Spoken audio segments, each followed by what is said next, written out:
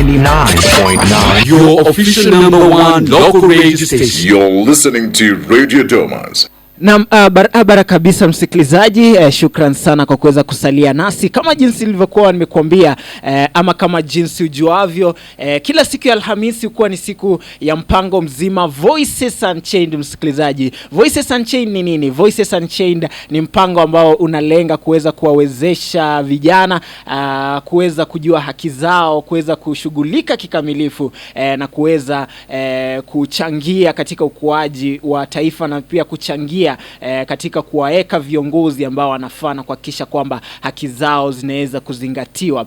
Kwa hivyo shukran sana na karibuni sana katika Voices Unchained. Kumbuka wiki hii ikiwa ni wiki ya 3 ya Voices Unchained, tunaweza kuzungumzia kuhusu kuwawezesha vijana kupitia uchaguzi na uhamasisho wa haki zao za kidemokrasia. Je, vijana wanaelewa haki zao kama wapiga kura na majukumu yao katika uchaguzi? Ndio swala ambalo tutakuwa tunazungumzia siku ya leo. Kwa hivyo niko na mgeni wangu Bwana Martin Kimemia, ambaye ni mfanyabiashara, ambaye ni a political and governance expert, ambaye ni mtu amebobea katika masuala ya siasa na kufanya ya uongozi. Kwa hivyo pia Bwana Martin Kimemia ni champion wa mambo na youth empowerment, ama kuwawezesha vijana, na pia aliweza kuwania kiti cha MP mwaka 2022. Kiti aliweza kuwania kuwa mbunge wa Kajiado Kaskazini mwaka 2022,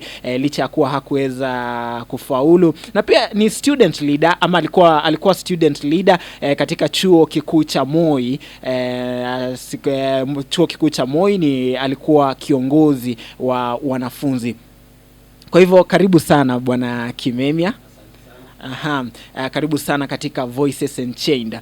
Moja kwa moja labda Bwana Kimemia, tukiweza kuzama katika swala hili ama masuala haya, wewe kama kiongozi, demokrasia inamaanisha nini kwako? Wakati tunazungumzia democracy, unajua kuna watu wanasema kwamba democracy is the best thing that ever happened to leadership, na kuna watu wengine pia wanapinga, wanasema demokrasia we just need. Unakumbuka kuna ule wakati mwaka 2017 baada ya ule uchaguzi kukakuwa na utata, tukaona viongozi wengine wanasema Kenya needs a benevolent dictator ndio anyoroshe mambo.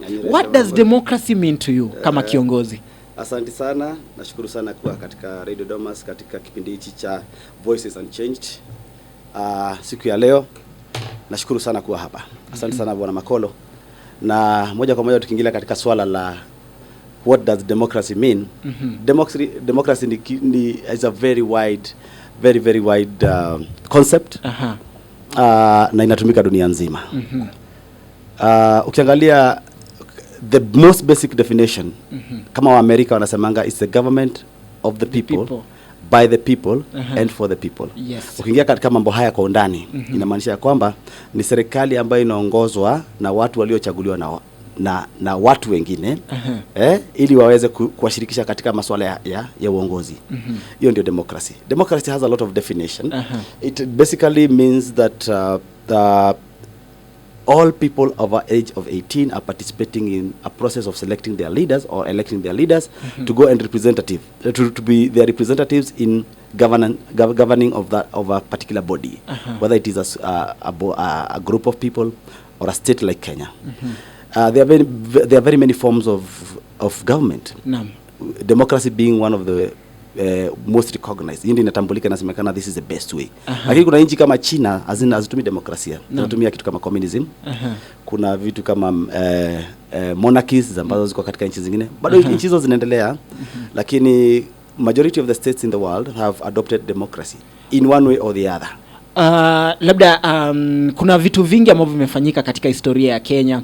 Kuna ule wakati Kenya haikuwa a multi-party state. Then ikakuwa multi-party state. We had our first general election ambayo ilikuwa multi-party mwaka wa 1992. Tukulikuwa na ile promulgation of the new constitution mwaka 2010. Just maybe kuweza kuanza pale, kwa sababu tunazungumzia jinsi ya kuwezesha vijana kupitia uchaguzi na masuala ya kidemokrasia. Do you think the youth wame participate enough katika masuala haya ya kidemokrasia. Nakumbuka last week wakati ambapo tulikuwa tunazungumzia jinsi historia ya Kenya imeweza kuchangia katika masuala yanayokumba vijana haswa katika siasa. Do you think vijana wame participate enough especially katika masuala ya siasa wakati huu in the tangu constitution ilipokuwa promulgated na pia kabla ya hapo wakati wa multi party? Katika mambo ya kuchangia katika mambo ya democracy kwa vijana, kwangu nikiangalia, manake mimi ni mtaalamu wa mambo ya governance. Ukiangalia katika research ni kwamba participation in voting has been increasing with every election, especially in regards to the youth. Ukiangalia kama uchaguzi uliopita, vijana wengi sana waliweza kupiga kura. Hata ingawa kuna mambo inaitwa voter apathy ambayo imekuwa imekumba mara nyingi because of probably wengine wanaona ni kama their intentions za kufanya elections hazikutendeka vile walikuwa wanataka. Unapata mtu anasema hii uchaguzi mwingine inakuja, mimi sita participate. So unapata wengi hawa participate, lakini the truth is participation ya youth katika elections imekuwa increase voting year by voting year. Na which is okay, it's normal for a democracy. Democracy is never perfect. Why yenyewe inaendelea kupanuka yenyewe with time. It grows with time. It grows with time, it becomes better with time. And inclusiveness becomes better and better with time. Lakini when you talk about democracy, it's not just about the voting process. It entails a lot of things. After the voting, your right as a voter does not end during the voting day. Kutoka hapo, wale viongozi ambao mmewachagua wanafaa kuanza kuwajibika moja kwa moja. Na sisi wenyewe kama wapiga kura tunafaa kuwa na njia za kupata uwajibikaji huu, ama a way of getting feedback from our leaders. Through kuna jinsi nyingi sana za kufanya hivyo. Lakini unfortunately hazijakuwa zikifanyika. Maana kama kuna public participation forums ambazo zinaorganiziwa kila wakati, zinakuwa broadcast, zinatangazwa, lakini ukienda kuangalia kwa mfano katika attendance ya public participation forums, unapata attendance iko chini sana. Na hapo ndio kwangu najua kwamba demokrasia iko katika hizi forums. Okay, sio katika, kabla hata hatujasonga mbele, voter participation in civic engagement ilikuwa baadhi ya mambo ambayo tulizungumzia katika the first episode. Yes. Some of the things ambazo zilijitokeza ni kwamba vijana hawataki kushughulika sababu wanahisi kwamba viongozi wamewaangusha. Wakati mwingine hawataki kushughulika kwa sababu wanahisi kwamba it's a waste of time. Wengine wanasema it's a waste of time. Wengine wanasema uchumi umekuwa mgumu, mimi nitaenda public participation ama nani, kwa sababu mimi nimeenda nimekaa hapo masaa matatu alafu kazi yangu imeharibika. Do the youth know why it's important to participate in such activities? Hapo ndio shida iko. Vijana wengi hawajui umuhimu wa kuparticipate katika hizi forums. And these forums are very very important. Maana ukiangalia kama county government wakifanya zile vitu kama budget preparation, CIDP, watu wale wanakuja katika makao haya ni very few. Wengi ukuuliza mbona ukuja, wanakuambia hakuna pesa, hatulipwi. Unaona? Lakini mimi ningependa kuambia vijana kwamba it's very important. Maana ni siku moja tunaenda pale, unatoa maoni yako ili whatever you need to be done in your area uitajie pale. Sio kukaa pale unasema barabara yetu ijaundwa ili hali wewe mwenyewe haukutokezea katika participation kuchangia. Manake wale viongozi tumewachagua si wanategemea maoni yetu na input yetu katika public participation ili waweze kutufanyia kazi. Kwa hivyo kwangu nikiona kwamba hiyo kitu wanasema ati it's a waste of time, kweli kabisa si waste of time. Ni kama vile mama mjamzito akibeba mimba miezi 9 ana prepare for something. Ile kazi ya kubeba ujauzito si kazi rahisi. Wala si kazi rahisi, lakini matunda yake tunakuja kuwafurahia sote. Manake mama amebeba miezi 9, baada ya miezi 9 anapata mtoto. Lakini tukisema watu wangeulizwa iwe period ya kukaa na mtoto tumboni ifupike, wangesema tunataka ifupike. Kwa hivyo hata demokrasia ni hivyo hivyo. Lazima tukiitwa katika mikutano ya public participation, sisi wote tunajitokeza. That whole day tunasema hiyo siku ni ya kutoa maoni yetu. It costs only one day out of 365 days kupata mambo yetu yashughulikiwe. Kwa hivyo ningewaomba vijana wae macho wakati serikali kama ni county government ama national government wanaitana mikutano. Na tuseme ati huyo kiongozi ameitana siku mchagua. Manake uchaguzi ilisha. Wale watu waliingia kwenye viti. It's time tuwapatie nafasi ya kufanya kazi na tuwa support. Sio kazi yetu ati tuanze huyu siku mchagua kwa hivyo siweze enda participation ile ameita. Kwa hivyo ni vizuri tuwapatie nafasi ya kufanya kazi kama ni MCA wako, kama ni MP wako, kama ni mawaziri national government na rais wetu wakiitana wakituita katika participation na kutoa maoni ya aina yoyote, hiyo ni katika county, hiyo ni katika bunge, to participate kama that's contributes 90% of being a civic civic what participation. Unajua namuona Bwana Joram anauliza swali ambalo nimetaka kukuuliza next. Bwana Joram anauliza wakati tumesema the youth are also failing, the leaders are also failing us, that's why they are not participating, failing us, that's why we are not participating in these activities. Wewe kama kiongozi ndio uliwania, yes, baada labda ya kukosa kufanikiwa, ushairudi kwa vijana ukawaeleza, ona mimi sikupita ndio, lakini kuna wale ambao walichaguliwa, yes, sasa tuende pale kukiwa na such events, tuende, wewe mwenyewe unakuanga in such forums, ndio, yes, pia au vijana kuna wale ambao walikusupport, yes, wakiona huni kiongozi wetu, yeah, hakupita, lakini acha niende nifanye nini, acha tuende kwa sababu tumeona kiongozi wetu, yes, ama we've just made that mimi sikupita, acha ningoje tena next election ndio mimi sasa ni tena niambie vijana nikipita ndawafanyia hivi na hivi na hivi. Are you leading the youth, yes, towards attaining towards reaching their goal? Mimi kwangu kabisa nimefanya tangu uchaguzi uishe, nimekuwa nikijitahidi sana kuwa involved, kufanya kazi na viongozi ambao waliochaguliwa wakati huo.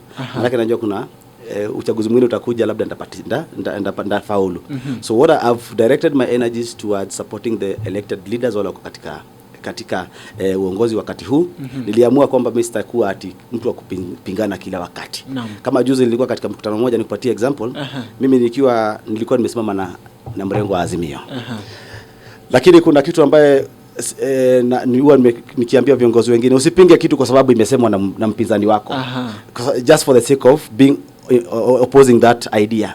For example, kama hii mambo ya housing levy, mimi kwangu nimekuwa nikisupport. It's a UDA, Kenya Kwanza government initiative, na lakini wale wako Azimio wengi wanaipinga sana.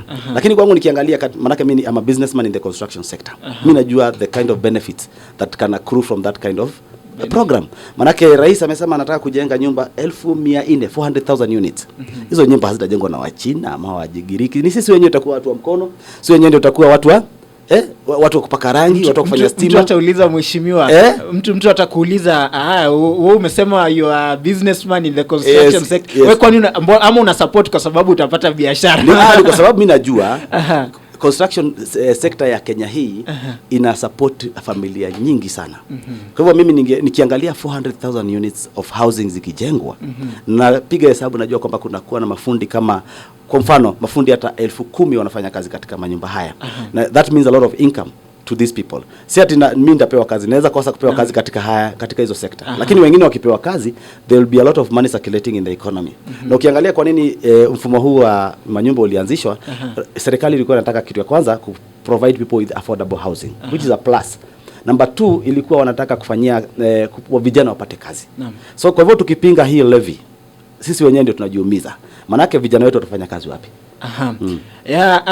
Labda kujibu swali la Joram tu kwa ili tuende kwa the next ni do you think ni important tuseme hapa Kajiado North, wale viongozi ambao waliweza kusimama warudi to the youth, wasingoje tu ule wakati wa elections, warudi to the youth wakati kuna hii public participation, labda wanataka sauti yao ikiweze kufanya nini, wakati labda wanataka kwenda kuzungumza na MCA, wewe kama uliwania tuseme MP, uliwania kama mbunge, imefika wakati unaona haya mambo hayaendi hivi, wewe ukuje na vijana useme, labda hata si kuandamana tu, najua watu wengi wanadhani the only way to voice ni maandamano, labda si kuandamana tu, uchukue vijana useme unajua nyinyi mlini support, twende hivi, twende tuambie, tu present a petition, tuambie MP nataka hii na hii ifanywe. Do you think it's high time viongozi pia waache kuangusha jinsi anasema Joram, pia they be wakuwa na participate, wasingoje tu wakati wa elections, wanakuwa na participate, wanasema twende hivi, wanapeana direction.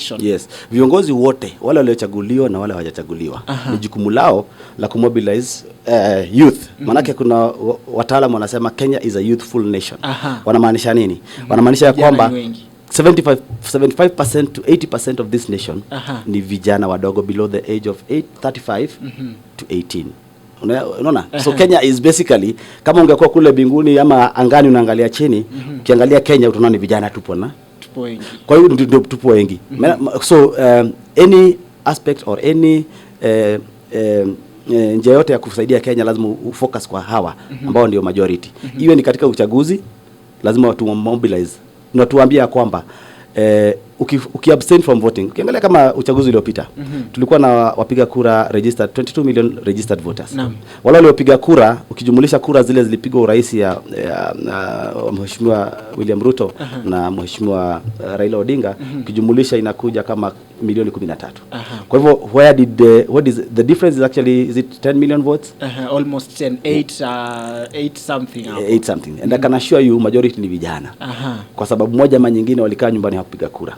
Unaona, democracy, voting is your democratic right and in an equal measure also your democratic duty. Unaona, duty ni kama kulipa ushuru. Naam. Kulipa ushuru usipolipa unaweza shikwa. Unaweza chukuliwa hatua. Lakini kutopiga kura au kuna hatua yote unachukuliwa. Lakini wewe mwenyewe umejigandamiza, umejiumiza. Manake hauna haki basi ya kusema hatujafanywa hili, hatujafanywa hile kama haukupiga kura. Hizo ndio chombo yako, the most essential tool ya youth wetu wajue kwamba ni kupiga kura. Ili tuwaingishe viongozi ambao wanastahili kuwa katika uongozini. Labda tu nikikuuliza how strong sauti ya vijana inaweza kuwa strong vipi? How strong is the voices of the youth? The voices of the youth is unlimited. Hakuna kitu hatuwezi fanya tukiwa vijana, tukiamua, tukiwa katika sauti moja. Na ndio maana na juzi nilikuwa nasema ya kwamba social media will play a very significant role in the coming years, especially in the next election. Kwa sababu vijana sasa hizo wameanza kuadopt social media katika njia kubwa sana. Juzi niliona katika matelevisheni kidogo, matelevisheni TV stations zimeanza kuona ugumu katika biashara because people are moving to social media. So you can imagine the next few years how the youth are going to be able to mobilize themselves politically, socially and economically. Pale ambapo tunaendelea sasa, tunaelekea itakuwa social media sauti ya vijana itakuwa kubwa sana kwa sababu ya social media. It's a very important voice tukitumia kwa njia nzuri. Kwa sasa hivi vijana tuna encourage kufanya biashara katika mitandao. Kazi za suti na tai ziliisha. Kazi siku hizi ni mitandao. Juzi niliambia hata ujinga, ukipata ujinga unaweza uza. Maana ukiangalia katika kwa sababu hiyo ndio inauza Kenya. If you look at this population 35 to 18 they are very huge consumers of comedy. Wewe ukiwa mwigizaji unaweza kufanya comedy, unaweza kufurahisha watu. Is a big market and people are making a lot of money. So mimi kwangu katika my youth empowerment ventures nimekuwa nikiempower na nachukulia vijana kama cameras, wengine sasa ninawawekea studio ya kutengeneza vitu kama hizo ili waweze kutoka katika mitaa, waweze ku display art zao na wapate pesa. Kwa hivyo tukiweza kuzungumzia mambo na social media, it's something that it's something that needs to be really utilized. Kwa mfano IEBC ni tume ambayo imeweza kupewa mandate na katiba ya Kenya iweze kusaidia kusaidia katika uratibu wa mipaka, voter registration na masuala hayo. Lakini unapata IEBC voter registration, watu wangapi, vijana wangapi wanajua kwamba voter registration is a continuous process? Wengi hawajui. Watu wanajua tu voter registration ile imebakia 2 months to election ama 3 months ama miezi 6. Hiyo ndio wakati unaona vijana wanatokea, wanaweza kufanya nini? Wanaweza kujiregister kama wapiga kura. Lakini do you think pia IBC pia inafaa kutumia the social media na digital platforms kueleza vijana kwamba voter registration is a continuous process? Do you think pia IBC inafaa kupewa hizi mandate kueleza vijana roles zao? Asante sana kwa kuguzia neno hili na jambo hili. Na mimi ningependa kuambia wasikilizaji wa kwamba ni vizuri sana serikali yetu ya Kenya imeanza kuadopt social media kwa njia kubwa sana. IBC ikiwa moja wapo ya zile organizations ambazo ziko katika serikali zinahusiana na mambo ya uchaguzi. Ningeomba pia wakuwe more active in sensitizing the youth on their rights as voters and their duties as voters. Wakati kama huu voter registration inafaa kuwa inafanyika kila siku. Na wanafaa kuwa na vijana saizi wanaweza ku walk into any IBC office wakajifanya wakawa register. Kama sasa kuna wale wamemaliza shule za form 4 maybe watapata IDs in a few months.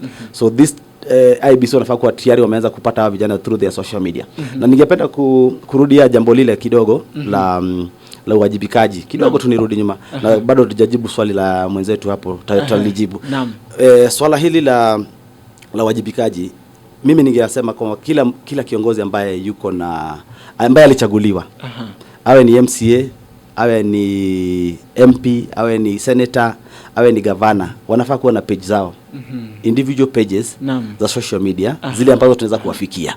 Kwa mfano ukiwa na barabara yenu ilitengenezwa juzi, kama kuna barabara moja tunapigia kelele sana pande ya Kiserian. Barabara iliundwa ikawa mbaya zaidi kuliko vile ilikuwa. Wananchi walikuwa wamejiundia section ndogo, wakajiundia na very high quality materials, ikawa ni mzuri.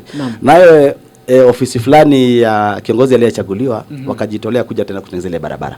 Wakaharibu kabisa mpaka sasa watu hawezi kupita. Na hiyo masuala tutaongea baadaye, maana sasa tuko katika activism. So wananchi wengi hawana njia ya kufikia yule mbunge ama yule MCA physically.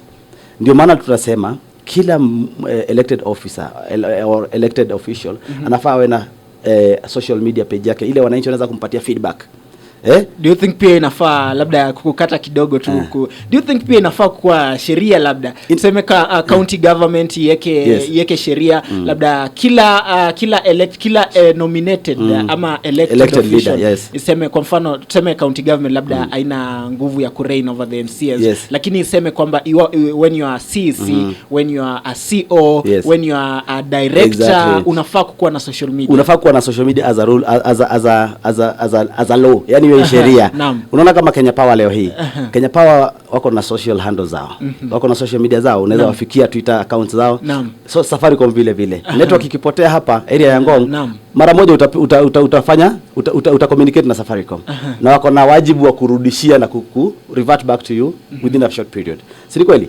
Hata hao viongozi ambao wanapata mshahara from the county assembly, wanapata mshahara katika national government national assembly, inafaa kuwa mswada ipitishwe kila mmoja awe na Twitter handle ama social media handle whichever ile wananchi za kumfikia. Wananchi wasiwe watu wa kupanga line ama foleni katika ofisi ya mbunge wana mwezi mzima wanakaa pale hawajaimuona. Inafaa tukituma ujumbe na mwambie barabara ulitengeneza vibaya, anafaa kurespond.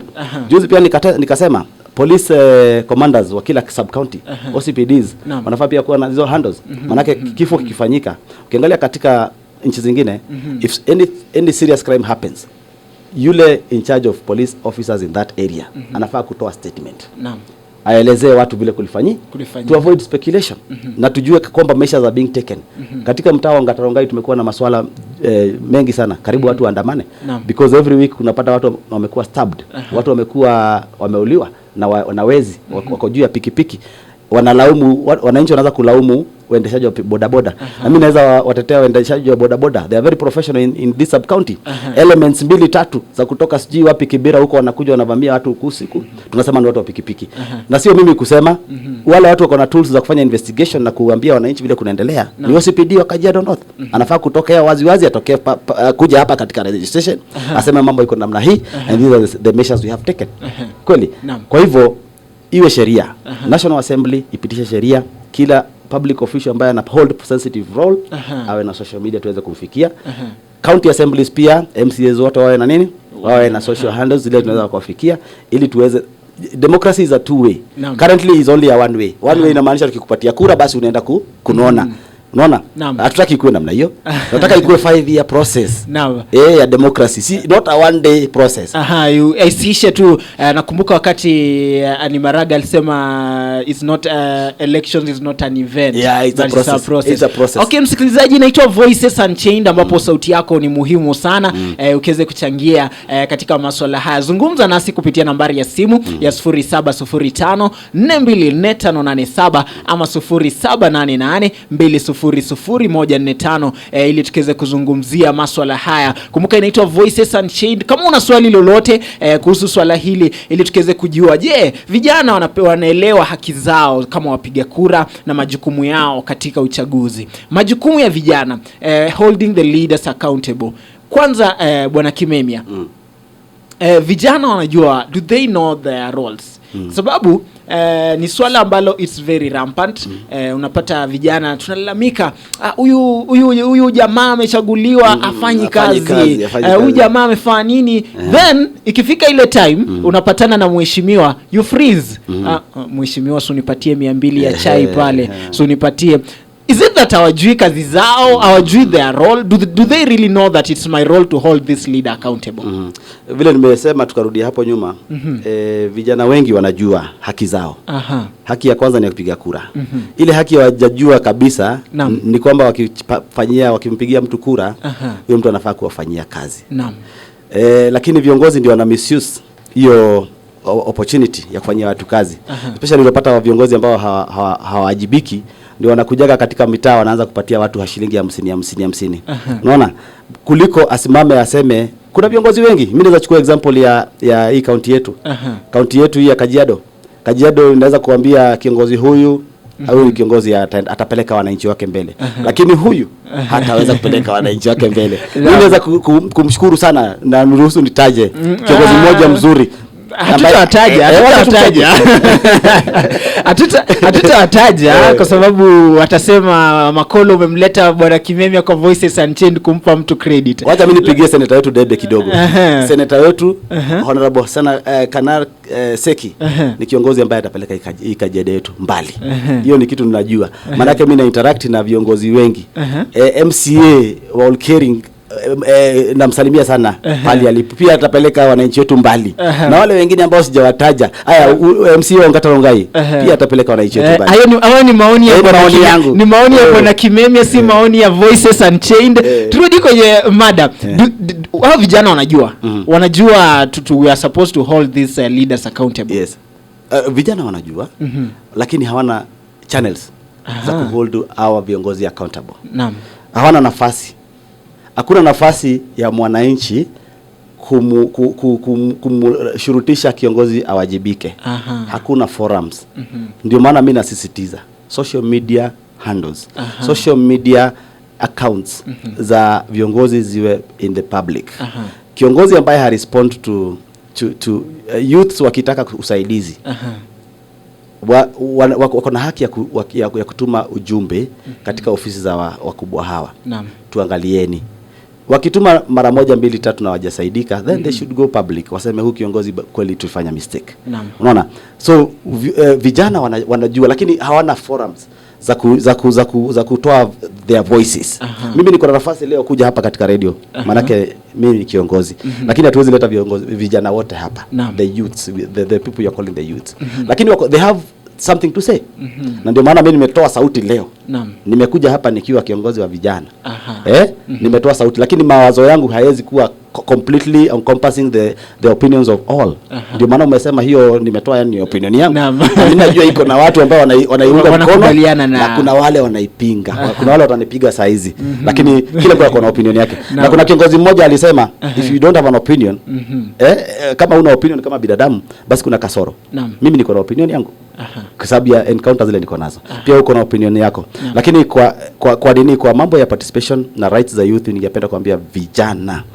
Saa hizi serikali iko na mipango mingi sana. Mipango ilianzilishwa na serikali iliyopita na mipango ambayo inaendelea kuendeleshwa na serikali iliyoko. Hustler Fund. Mimi ni mtu wa Azimio, lakini nimeona watu wakisaidika na hii. Na mimi sitawapumbaza na niwadanganye vijana kwamba hii haifanyi kazi. It is working. Take advantage. Maybe na viongozi pale tuna fail ni kushindwa kumobilize vijana wetu ku access mambo haya na ku encourage, because vijana wanasema sasa hata nikiapply sitapata. So they don't take advantage of those initiatives. Kama kuna group grants ama group loans za Hustler Fund, how do you put these people together? How many people have our leaders put together so that they can access these funds? Labda nikikurudisha nyuma kidogo about holding the leaders accountable.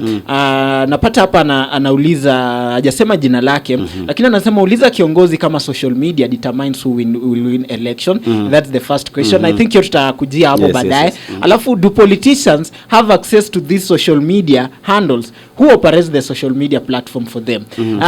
And it brings a very important aspect, sio kwa social media peke yake. most of these politicians ama these offices, ukienda pale wanakuambia maybe book appointment, ukienda next aupati ile a way of talking to the leaders directly, unapata ni PA na nini. These social medias, nani ana operate? Do you know, I remember a leader mahali fulani, kiongozi, tulikuwa tukizungumza tu na yeye, akasema nikamwambia lakini nimeona watu wanakupiga sana kwa social media. Akasema kwani wanasema aje? You know, yeye hata juu nini na hapo kwa social media page yake. Ala habari. Bas sasa viongozi ni aina tofauti. Kiongozi ambaye alichaguliwa anafaa kuwa ni mtu wa bidii, mtu ambaye anaweza kuwa anaangalia masuala ya watu wake. If I was elected as a leader, mimi ningefanya bidii sana nione maoni ya watu wangu. Lakini kuna watu waliingia kazi. Wasao wana plan miaka ingine 5 vile wataingia. So hizo social media hata kama zitaangaliwa na watu wa ofisi, si yeye ndiye alichagua watu wa ofisi. Kila elected official anakuwa na budget ya county assembly ama ya national assembly ya kuwa na wasaidizi 20, 10 hivyo. Na ni watu ambao mwenyewe ana handpick, sio? So those people are as good as him. Kwa hivyo kama ni watu ambao wana trust waangalie social media zake, wanafaa kumfikishia the important information. Kwa hivyo kiongozi hafai kusema ati ajui what people are saying. Social media imerahisisha maneno sana. Wakati ya babu zetu watu walikuwa wanaandika barua na MP walikuwa wanazisoma. Mtoto wangu ni mgonjwa, hajapata school fees. MP anaipata baada ya wiki moja, anaisoma na kusaidia. Sasa hivi mjumbe yote ama mbunge yote anafaa kuwa na njia ya kuangalia wananchi wake nasema namna gani. Simu tu, hata aendi mbali, kwa simu tu anafinya hapa na huyu amesema mtoto wake ni mgonjwa, anataka harambee. Viongozi wengi wanasema achana na hiyo. Mwingine anashughulika, anafuata mpaka anaenda huko. So that's why I said we have different sorts of leaders. We have leaders who came in to do work. And leaders who came to wait for the next election and get a re-election. Kwa hivyo ningependa kumwambia msikilizaji wetu ya kwamba your concern is quite valid, kwamba viongozi wengine hawaangalii, viongozi wengine wanatuma watu kuangalia lakini hawafikishii ujumbe. Pia kuna viongozi wengine wameajiri watu kazi wa kuangalia social media handles zao, lakini wale watu wanawatapeli. Maana they do not want to tell the leader the reality. Hata kumwambia kuna mtu alisema wewe ufanye kazi. Na kumbe ile inaitwa positive criticism ambayo inachangia katika uongozi. Kwa hivyo ningependa viongozi wote, kama hiyo sheria, kama haitakuwa sheria, wewe ukiwa mwananchi, ukiwa youth especially, kama huwezi kufikia mjumbe wako kwa njia ya physically ama njia ya social media, anakujificha ujue. Kwa hivyo usimpatie kura tena. Msikilizaji, inaitwa Voices Unchained. Kama una swali lolote ambalo ama kama una mchango wote ambao ungependa tuweze kuchangia kwenye mada ya siku ya leo, zungumza nasi kupitia nambari ya simu ya 0705424587 ama 0788200145. Tuko naye Martin Kimemia ambaye ni mfanyabiashara, political and governance expert na champion wa mambo na youth empowerment. Pamoja aliweza kuwania kiti cha mbunge mwaka 2022. Bwana Kimemia, kuna swala ambalo hujitokeza sana wakati tunazungumzia mambo na vijana na kuweza kujimudu. Nakumbuka wiki iliyopita tulikuwa tunasema kwamba pale awali kabla ya independence, zile ni ambazo zilikuwa zinafumiwa, zile group ambazo zilikuwa zinafumiwa, Mau, Yanka, Virondo, zile zote ukizitaja zilikuwa to find transformation ama kutafuta what do you call it, kutafuta tofauti, to bring change. To bring change. 1992 kuna ile vile vikundi vilikuwa vya kupigania multiparty. Baada ya hapo vikundi ambavyo vimekuwa vikiundwa ni vikundi vya maybe lobby groups. Unapata youth for Kimemia, ya kutafuta tu ya kutafuta tu elections. Ni unapata vijana wengi ukipata maybe wameform youth for Kimemia, ni wale vijana ambao wanajua Kimemia akipita hapa atatuweka ofisini, ama yule kiongozi anajua atanipatia kazi. Do you think that these lobby groups zinafaa kuwa changed sasa, zisiweza kutafuta maybe viti ama elections, acha nisitumie kutafuta nafasi za uongozi kwa sababu imetumika sana. Isikuwe tu ya kutafuta kuwa karibu na huyu mwaniaji, bali kuwe sasa ni baada ya hapa tunajua maybe ni economic empowerment, maybe ni ya kuweza kupigania haki zetu, ya kuweza kutafuta kutafuta change, ya kuweza kutafuta transformation. Do you think that we should change from lobby political groups to economic groups, and how can leaders support this? Kweli kabisa. Niliposema hapo awali kwamba ama nirudie nianze tena niseme kwamba ukiangalia population ya Kenya mwaka wa 1990 tulikuwa 21 million Kenyans. Leo hii tuko 55 million Kenyans, a majority of whom are youth. Naam. 75% are youth. Na youth ndio wanahitaji nafasi za kazi. If you look at the level of investment coming in due to the global economic pressures, unapata kuna nafasi za kazi hazitokei, especially formal jobs. So nafasi zilizobaki za vijana sasa hizi ni informal jobs. Informal jobs, kazi ambazo unaweza kujifanyia mkono zako. Naam. So the same energy tuko nayo ya kusongesha viongozi wapate nafasi za kazi. Viongozi hawa wakishapata kazi wanafaa kutumia the same networks wako nazo kuhakikisha vijana hawa, because they cannot employ all these people in their offices or give them opportunities or give them bursaries.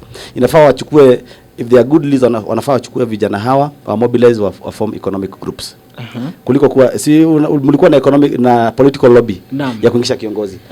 Baada ya uchaguzi, what do you do with the political lobby? Can't you make it an economic block? Iwe ama social block ya kufanya sports, so that the youth can be engaged and earn money. Wakati Kenya ilikuwa na shida ya ukoloni, viongozi walishikana wakaacha kazi zote. They mobilized their people to fight against colonialism. And especially each area had their own group.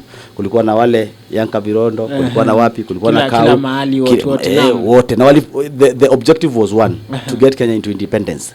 Which happened. Baada ya hayo, baada ya kupata uhuru ama self governance Kenya, hizi vikundi zilienda wapi? They formed political parties. Political parties that later on zikawa na shida sana. Miaka ya 60s zilisumbua hayati sana, mpaka akazivunja.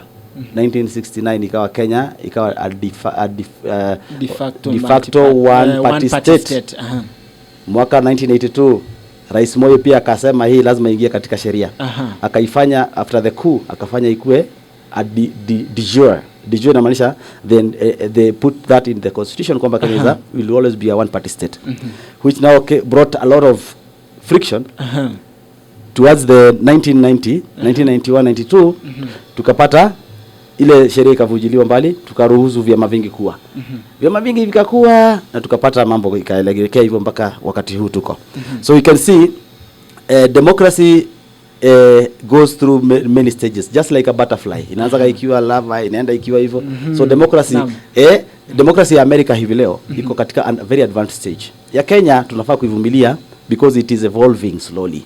Unaelewa? So ukiongea mambo ya vikundi, leaders have a way of mobilizing their people for whatever cause. A leader would be very selfish to form a very huge group to propel him to leadership, and then after leadership amewachilia, badala angechukua hao vijana ama hiyo groups waonyeshe njia ya kupata nafasi za kazi ama ajira ama njia za kujikimu kimaisha. Viongozi wengi wanafanya. Ukiangalia kaunti zingine, viongozi wengi wanafanya kushikanisha vijana kuwafanyisha biashara. Wengine wanafungua tatu factory kidogo, wanawarusha pale, tengenezeni mkate. Wanapata ajira. Wengine wanaambiwa fanyeni mambo ya kutengeneza matofali, bricks, cabro, wanafanya. Kwa hivyo these are things are doable and leaders have the resources, they can do it. So mimi ningeomba tu viongozi, si hatuna haja ya kupingana na nyinyi mara mingi. Fanya ni jukumu, shika vijana, utilize them, because vijana wengi wako huko nje wana kazi, wanatamani kazi. The youth not participating in elections, mara nyingi inasemekana kwamba ni kwa sababu wanahisi kwamba the economy is not good, hawana makazi, hawana ni this is the main cause. Actually this is the main cause. Ile wanahisi kwamba hata tukichagua viongozi hawatusaidii. Hata tukichagua viongozi bado gharama ya maisha iko juu tu. And politicians have utilized your art. Ile art ya kutake advantage. Au vijana hawana kakitu. Acha niwajenge 200 watanichagua tu. Do you think that's the reason most politicians wamefanya the youth wakue passive? Wakue passive in that wacha tu wasihusike katika uongozi, hata tutungoje wakati wa elections. Unapata kiongozi anajua hao vijana hawana kura ndio. Lakini acha niwatumie kujaza stadium ku bring that perspective that mimi Kimemia mimi ndio niko na wengi. Ndio najua hawana kura lakini ni sawa tu. Do you think that politicians are taking advantage of the youth being passive, especially in their democratic rights? Yeah, wanafurahia, wengine wanafurahia. Hakuna politician angependa kusimama katika stage aongelesha watu wawili.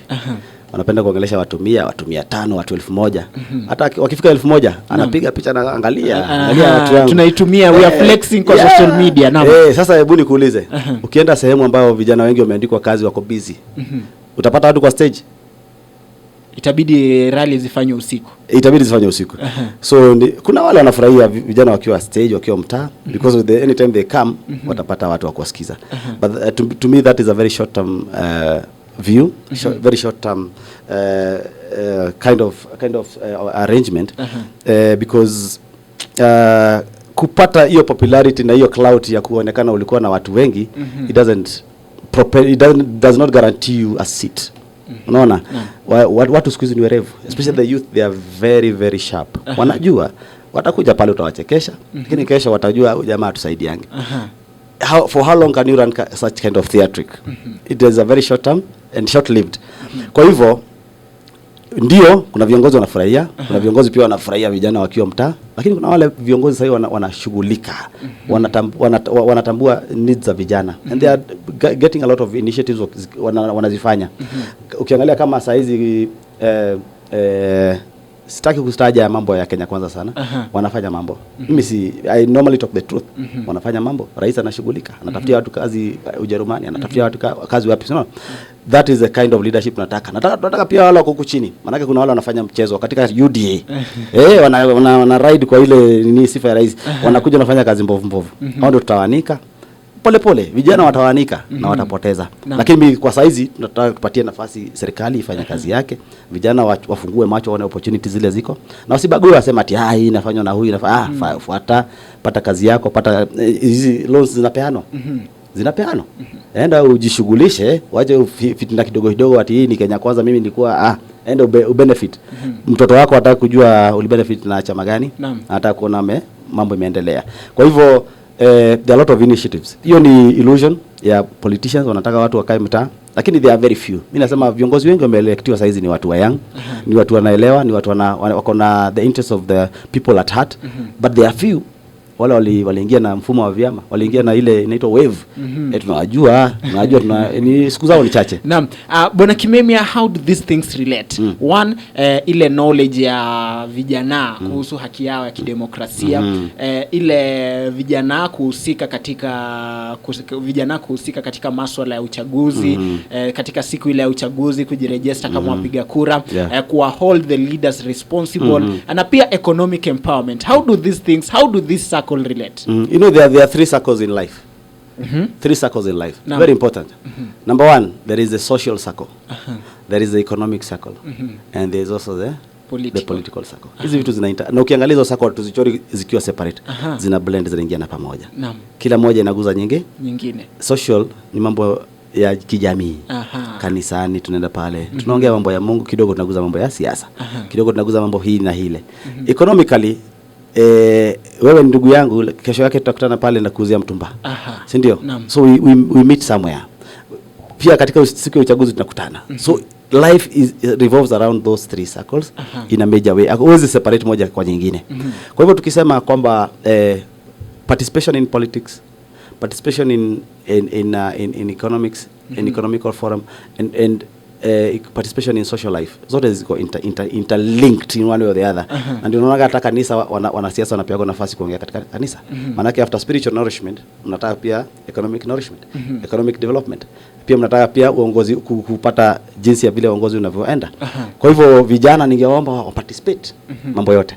Usiwe tu ni mtu ati uko tuko ile katika political forum, wewe ni mtu wa kurusha mawe peke yake, hauzi mtumba wala huendi kanisani. Unaona?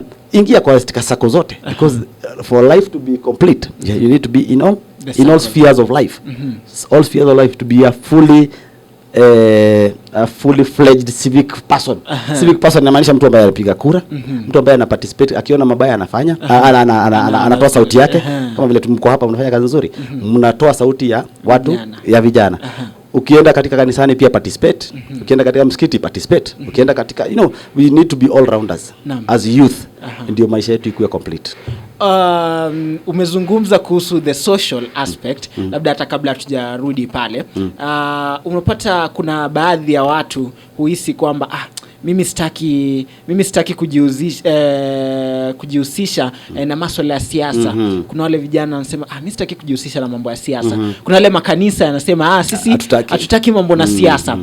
Kuna wale hadi ulikuwa unapata wakati wa elections, kuna wale wasanii vijana tu wanasema unajua tukijihusisha na siasa itaharibu biashara, tuta lose some funds. Going back there, do you think it's important pia makanisa pia wachukue sasa hii role ya kuelimisha vijana their roles pia? Unapata tuseme kama ni pale shuleni, wanateka tuseme Friday moja, kama ni college ama ni wanateka one Friday, they just wanaelimisha vijana their role, especially kanisa na mashule, the social aspect. Do you think it's important they play part in encouraging the youth maswala na siasa? Isikuwe tu kanisa ndio ni muhimu kanisa likuwe used katika masuala ya kiroho, lakini pia is it important pia ihusike katika masuala ya siasa, makanisa na mashule? Na makanisa na mashule. Nikurudisha nyuma kidogo. Kwanza mimi nimekuwa nikisema hiyo jina ya siasa.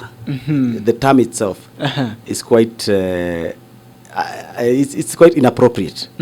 Masuala yani siasa.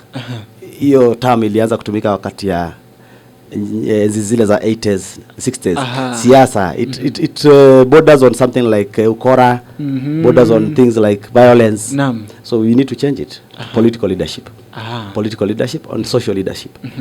Kanisa nyingi zimetema hazitaki maneno haya because they associate politics with bribery, violence, crookedness, all those kind of evils. The churches are right. They are right, some of them are right, because they want to protect their congregation from influences, bad influences. They are correct, but it takes a very brave clergy person to accept leaders, political leaders, to come to their and address their congregation. Ukiangalia watu wengi wakienda kanisani wanaenda kutubu dhambi zao, wanaenda kukua karibu na Mungu, lakini mtu mwingine anakuja pale mwanasiasa, because some are good, some are bad. Mwingine anakuja pale na matusi. Kanisani hana aibu. Wanasiasa wengine wana aibu. Atakuja pale atoe matusi, aanze ku blackmail mtu mwingine, kumtusi mtu mwingine. That's why most churches umejifunika, wanataka mambo mengi. So they are right. Na shule pia. Shule pale, katika shule unapata kuna watu wametoka jamii tofauti. Kwa hivyo ukienda pale shuleni useme wewe ni kiongozi wa jamii fulani, ama uende useme mimi ni kiongozi wa interest fulani, unagawanyisha wanafunzi. Na wanafunzi wameenda pale kufanya nini? Kusoma. Lakini kuna approach, tunaweza approach shule zetu tukiwa na intention nzuri ya kuwafanya wao viongozi wema kesho. For example, kukashifu mambo ya corruption. Tutafaa kuanzia shuleni. Because mtoto akiwa shuleni they are still able to adopt a lot of new things in their minds. Tukienda tukashifu mambo ya corruption, tukashifu mambo ya violence katika uchaguzi, and make it look pleasurable or nice to be a political leader and nice to be a people's servant, then it's a good way to start in school. But now the challenge is how do you select good leaders from the bad leaders? So it's not an easy thing. So it's neither here or it's not an easy thing to decipher, either for the school leaders or the church leaders. So for me, I'll adjust them to be just safe. Social media will determine. Don't you think that sasa ndio just we go above kupatia leaders chance ya kuspeak on a Sunday, ikuwe such platforms ile ambayo tunasema this week sisi kama kanisa Makolo Evangelization Ministry, yes. Ama Martin Kimemia Fire Ministries inasema kwamba this Sunday tunataka tuweke a voter sensitization na tuite mtaalamu akuja zungumze. We move from the politics that tuna allow to it's about allowing leaders to speak or not to speak. Ikuwe sasa we are empowering these leaders, this youth. Unasema kwamba this time on Saturday kutakuwa na youth engagement about voter registration, about the roles of IEBC. That can be a very good thing for churches to do, especially if they are inviting experts and not politicians. Experts are neutral people. They may have an opinion, but they are not being professionals. Hawawezi kutoa opinions zao ama katika, lakini if they just come and give general direction of how youth should participate in political leadership and voting, that is all churches should accept that, because we can never separate any of the three spheres from another. Kanisa haiwezi kujitenga kabisa completely iko siasa, because wale wahubiri wako pale wale part of the congregation but ndio bado voters. Unaona ukienda katika soko wale watu wako pale kwenye soko si bado ni voters, ndio wanakuja kanisa. So these spheres zote zimeshikana. Kwa hivyo kanisa isiwe ati imejifunga sana ama imezuia sana. They should invite, kama vile tunaletaga wataalamu wa medical experts wanakuja katika kanisa, wanaangalia wanaume mambo ya prostate, wanaangalia mambo ya sukari, mambo ya blood sugar. In the same light and the same measure wanafaa ku invite people from even the experts. How do you participate in politics as a Christian, or how are you supposed to participate in politics as a sound Muslim?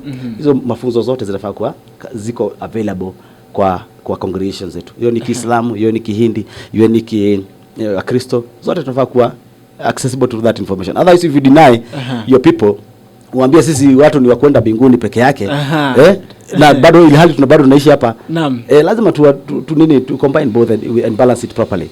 Yeah. Anamuona John ana support kauli hiyo. Anasema even in the Bible we have people who told the leaders when they were wrong, the youth should take that mandate. Exactly. Alafu unapata rafa nyingine ambao ni swala pia ambalo nataka tuguzie. Talking about empowerment of the youth, are the current leaders doing enough to empower the youth? Labda tukirudi pia pale tu, do you think pia the youth, kwa sababu niko show ni kijana ambaye anauliza, do you think the youth wamepeana the role of empowering ikue ya leaders peke yao? Ikue ni role ya leaders, empowering ni role ya leaders. Do you think there is a way this youth can come up with a way to empower themselves first? Wasiseme tu ni leaders ambao wana empower. Kweli, you are very right. Na nimeshukuru sana kwa hiyo SMS yake. Naam. Wakati nilikuwa nafanya campaign zangu, maana mimi nimekuwa mtu ambaye nimekuwa na mambo maslahi ya youth katika moyo wangu kwa muda mrefu sana. Nilikuwa nasema nikiangalia katika eneo bunge letu, kitu ya kwanza kiongozi yote akiingia bunge, nataka kuwakosoa wale wako bunge. Kazi yao kubwa si kuja katika matanga. Ama kuja katika mikutano ya hadhara, ama kuja katika maharusi. Hata nilisikia wengine wakisema sasa tunaanza kuwakataza because they are not working. As one of the major duty ya bunge ni kufanya policies nzuri ambazo ziko favorable katika bunge, ili vijana wasaidike katika mitaa. Waona? Na jambo lingine ni mimi nilipokuwa nafanya kampeni zangu nilikuwa nasema kitu moja. Ukiangalia kama eneo bunge letu kuanzia Masailoji, ukizunguka hivyo kupitia Kware, kwenda hivyo kupita Ngong, Kiserian, Matasia, Ngong na kila pahali, utapata kuna watu wanakuwa wamekaa, vijana wanangojea kazi. Kweli? Mwaiona? Tunaita labor. Hizo sehemu tunaziita labor. Wakati nilikuwa nafanya kampeni, vijana wanakaa nje. Hakuna shed, si ndio? Wakati kumenyesha wanatoroka. Na wakati wako pale watu wanaangalia kama ni wahuni. Waona? Mimi idea yangu ilikuwa nzuri sana. Nilikuwa nimesema katika Kenya National Highways Authority wanafaa kuwa na sheds za hawa jamaa. Shed ambayo iko na pahali yao kukaa, na pahali yao ya kuweka tools, na pahali yao ya kujisaidia. Kwa saizi ukitoka Nairobi, kama umetoka Ushago, Nyalenda ama mapi, unakuja hivi ushiko na haja kwenda choo, ndugu yangu utaingia kwa baa hata kama wewe ni askofu. Kweli? Naam. Sasa mimi nilikuwa nimetoa idea kwamba kwa kila kilomita 3 tuwe na labor shed ambayo inaweza kuhouse like 100 vijana 100 ambao katika line tofauti za speciality. Utashangaa sana katika hizo labor kuna the best painter wako pale. Kuna the best tiling person wako pale. Kuna the best electrician wako pale, anangojea kazi. But because he is not amekaa kwa nyasi, customers wengi wanampita, wanaenda kutafuta mwenye ambaye ako na duka. So mimi nilikuwa nimesema tuwatengenezee sehemu na tuwabrandie, tuambie kwamba hapa unaweza pata painter mzuri, unaweza pata nafasi nzuri. That is empowerment. Ukiona empowerment si kupatia watu pesa peke yake. It is also making their business environment conducive to work. Hebu niambie kama tungekuwa na labor kama 20. It doesn't cost much. Ni mbunge kuenda katika Kenha, kuambia Kenha nataka tushirikiane katika hii project. Na hiyo itafanyika. That's why I'm saying empowerment si pesa peke yake.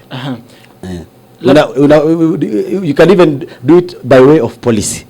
Unaona? Naam, labda that's something workable, sio? Labda wewe uliwania, wewe ni kiongozi, labda siku moja wewe umeenda kwa ofisi ya MP ukapresent such a new, ukamwambia ningependa ufanye hivi na hivi. Sijaenda kwa mbunge wetu. Mimi nataka kwanza tulisema tuwapatie nafasi ya kufanya kazi. Maybe his idea could be better. Labda ushaimpata ukamuuliza idea yako ni gani na gani. Sasa ndio nikasema wapate Twitter handles tuweze kuzungumza na wao. Lakini afisi ziko. Nikasema tutafute Twitter handles, ama tushaongea na mbunge mara 2-3 na anajua hata yeye ako na roho ya kusaidia vijana. Ako na ofisi yake tayari ame-set up na anajua wanapanga mikakati. But hizo ni ideas ambazo tunarusha. Maybe they are going to be adopted or not, but at the end of the day, we need to focus our minds from thinking that empowerment is only by giving money. Ni ku-encourage hawa vijana wawe katika vikundi. Mimi mwenyewe nimeingia katika kikundi ya labor. Maana mimi niko katika area ya ufundi. Nimeingia katika labor. Tumeshikana na vijana wa labor wa Kiserian. Tumeform sako yetu. Tunataka kununua lori ya mchanga. Na vile vile nataka kwenda kuingia sako ya Rongai. Na sako hizo vile ziko. Tutaenda wakati tumesave pesa ya kutosha. Tutaenda katika relevant bodies tuitishe pesa ya kuongezea. Na mimi na uhakika ya kwamba very soon tutapata tools zetu. Maana tunataka vyombo vya ujenzi. Tunataka lori, tunataka mashini za koroga, tunataka mashini za kufanya slab. Na mimi mwenyewe ndio nawafanyia marketing. Naenda kwa Wahindi, naenda kila pahali na hii gorofa tutakorogea. Naleta watu 100 ama 200. So hiyo ndio njia ya kuempower. Hata vijana wengi watakanga kupewa pesa by the way. Hata viongozi ndio wanakujaga na tamaa ya kupeana pesa. But if you sit down with these people, they have brilliant ideas. Wanakuambia mzae, tukae chini, tuchange pesa. Kama sasa tumechanga na watu wa Kiserian karibu mwaka mzima. Tuko na pesa kwenye benki. Na mimi najua tukienda benki tuitishe kitu fulani, tutapewa. And the CEO ni empowerment. That is what you are doing. And if all the leaders can do that, the society will definitely grow. Pesa ya kuchanga na kununua kitu iko na manufaa na baraka nyingi kuliko pesa ya kupewa. Na niambia vijana wangu tusipewe pesa na mtu. Kama tunapewa pesa tupewe na benki. Na kama ni kupea mtu ni kuchanga kuje kwa hiyo group, ni kuchanga kwa group kusupport the group. Labda mheshimiwa, unajua tunalia sana sisi, tumekuwa watu wa kulialia viongozi ambao tumechagua wafanyi kazi. Viongozi, wewe kama kiongozi personal, wewe unafanya nini? Maybe ndio ulivai utasema mimi si kiongozi, mimi what apart from labda group na what are you doing pia kusupport hawa vijana? Mimi niko natambulika. Watu wengi wanajua katika eneo bunge hili ile kazi mimi nafanya. Maana niko katika TV stations kila wakati, social media kila wakati. Mimi nafunza vijana kazi ya ufundi. Mimi ufundi yangu mimi ni refrigeration. Interest area yangu ni refrigeration na air conditioning. Niko na institute nimefungua pale na nashukuru Mungu nimepata approval ya National Industrial Training Authority as a training and testing center. Tuko katika area ya Merisho. Tunachukua vijana ambao hata maybe hawezi kulipa karo. Tunawafunza katika kazi ya air conditioning and refrigeration. Maana sasa hivi hiyo ndio industry ina grow zaidi. If you look at the data and statistics worldwide, ujuzi ya refrigeration and air conditioning is in very high demand. Saizi vijana ambao wamepitia katika mikono yangu, wale wameajiriwa na kampuni za industry hapa Nairobi, wengine wameenda ngambo, si wawili ama watatu, ni wengi. Na tunaomba Mungu tupate capacity ya kuchukua vijana wengi. Sasa tuko na vijana kama 15 sasa hivi wanajifunza kazi, wanamaliza mwezi Januari. Wanajifunza kazi ya fridge, ya kutengeneza fridge, kutengeneza washing machine, kutengeneza hizi vitu za nyumbani. Because I'm coming from the background of knowing that tumefungua institute yetu pale ya kufunza vijana, ya kuwa certify, kuwapatia certificate za NITA, wapate nafasi, wapate mtu akitoka pale, akienda nyumbani kwao kama ni Kericho ama ni wapi, anaanza kufanya nini? Anaanza kujitegemea. Kama ametoka Matasi ama Ngonga, anakuja anafungua duka yake kidogo, anaanza kujitegemea. Na sasa tunaomba serikali kwa saa hizi au vijana ambao wana graduate, serikali iwasaidie kupata hustler fund, wapate tools, waingie katika mtaa. Na mimi naomba kushika na mkono na serikali ili tuweze kupata, apart from kwa nguvu yangu niko na vijana 12. Nikipata ufadhili wa serikali maybe nitapata vijana hata 100. Hata niko na app, tuko na app katika kampuni yetu. Wewe ukihitimu kama fundi, tunakuweka kwa app, unaanza kupata kazi mara moja. Unaona? Naam. Shukran sana Bwana Kimeme. Msikilizaji, zidi kuzungumza nasi kupitia nambari ya simu ya 0705424587 ama 0788200145. Tunazungumza naye Bwana Martin Kimeme, ambaye kumbuka kwamba mada yetu ya siku ya leo ni jinsi ya kuwezesha uwezo wa vijana kupitia uchaguzi na uhamasisho wa haki zao za kidemokrasia. Alikuwa nakuuliza, je, vijana wanaelewa haki zao kama wapiga kura na majukumu yao katika uchaguzi na kuweza kujijenga? Je, vijana wanaelewa haki zao? Zungumza nami msikilizaji kupitia nambari ya simu ya 0705424587 ama 0788200145. Bwana Kimeme, what is the way forward, especially kulingana na masuala haya, kuwajulisha vijana haki zao, kuwajulisha vijana majukumu yao especially kidemokrasia? What's the way forward? Kwa sababu tumeona there is a laxity. Hiyo ni kitu ambacho tunafaa kukubali. Vijana hawajihusishi na masuala ya siasa, vijana hawajui haki zao, vijana what is the way forward? The way forward, taasisi zote, all institutions, ziwe kanisa, ziwe county governments, ziwe mashule, kwa wakati tumefika saa hizi katika karne hii, naam, inafaa wote wachukue hiyo kazi ya kuhamasisha vijana jinsi ya kuparticipate katika masuala ya siasa, especially kwa kupiga kura, na baada ya kupiga kura kuweka viongozi katika uwajibikaji. Sawa? Kunafaa kuwa na katika curriculum yetu ambayo inaitwa competency based, ambayo tunaishukuru sana. Manake mimi naangojea wakitoka katika competency based senior high school, wanakuja kule na wafunza competence ya kutengeneza vitu za nyumbani. Sasa pia katika mambo hayo competency based curriculum inafaa include mambo ya participation. Na iwe kitu vile walifanya katika mambo ya HIV, na tukashinda vita dhidi ya HIV. Same way political participation inafaa kuwa patiwa the same kind of budget, same kind of approach, same kind of assimilation into the education curriculum. Najua mambo haya watafanya. They have tried it. We have zamani kulikuwa na kitu ilikuwa tu civic education. Ilikuwa imeshikana na history. History and civic education. Sijui kama bado. Ndio hiyo. Sasa hiyo lakini sawa. Lakini wakati wa Moi ilikuwa imechongwa ya wewe uweze kuexaminiwa kujua who is the minister for education today. Unaandika pale ni katika exam. So it was not really the best way to approach civic education. And therefore I think it just squeeze inafanywa katika social studies, being a very small unit. But personally I think it should be because politics is a very vital component in life. Naam, kabisa. Coming from the biblical times, if you look at how kings came into power, how kings ruled, how we feel their form of government was not good. As I said, democracy is an ongoing process. We cannot say that our democracy is perfect in any way. No. It needs us as civic individuals to continue contributing, continue criticizing our leaders in a good manner. Not mambo ya kuharibu. Inataka positive criticism or constructive criticism. Tunafaa kuwa namna hiyo, because there's young people out there have a lot of ideas. But they don't have a way of putting it across to the leaders. Na mimi the way forward, nimesema kitu ya kwanza, let us incorporate it in our curriculum, so that young people can start knowing their rights and duties. As I said, democracy is both, participation in voting is both a right for anyone who is above 18 and also a duty. People are very quick to say, hey, it's my right to vote, it's my right, but no one says it's my duty. Your mother will leave you in the house and they go and vote and find you back in the house. So you're not exercising your duty. And that's why we are failing. That's why people keep on saying that kiongozi hafanyi kazi, because probably you elected the wrong leader. You didn't vote, and therefore the wrong leader came into power. And after the leader has come into power, we are not exercising the duty of holding them accountable. Right now in Kenya, it's very hard to impeach an elected leader. All right? It's very hard to impeach an elected leader, and it's very hard to recall an elected member of parliament.